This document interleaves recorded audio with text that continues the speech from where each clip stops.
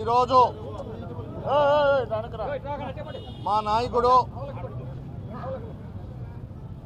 ముఖ్యమంత్రి గారైన గౌరవ నారా చంద్రబాబు నాయుడు గారి జన్మదిన కార్యక్రమంలో 76 వసంతాలు పూర్తి చేసుకున్న సందర్భంగా ఆయనకు తెలుగుదేశం కుటుంబ సభ్యులందరూ కూడా ప్రజలందరూ కూడా ముందుకు వచ్చి ఆయన బర్త్డేని ఈ పొద్దు చాలా గ్రాండ్గా చేయాలి.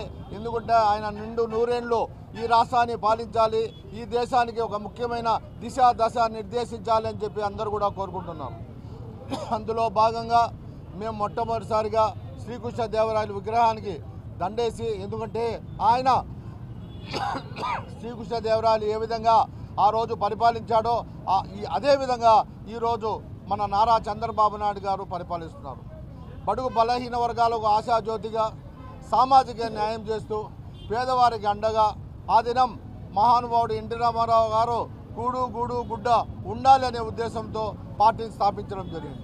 అదే బాటలో మా నాయకుడు నారా చంద్రబాబు నాయుడు గారు ప్రయాణిస్తున్నారు. ఆ రోజు చెప్పాడు ఎన్టీ రామారావు గారు, ప్రజలే సమాజమే దేవాలయం, ప్రజలే దేవుళ్ళని. అదేవిధంగా ఇప్పుడు కూడా మా నాయకుడు అదే బాటలో ఉన్నాడు.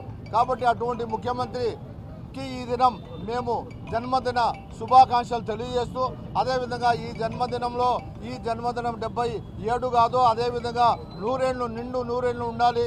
ఈ రాష్ట్రాన్ని, ఈ దేశానికి ఒక దిక్సూచిగా, ఒక మహానాయకుడిగా వెలుగొందాలని చెప్పి మేము కోరుకుంటున్నాం.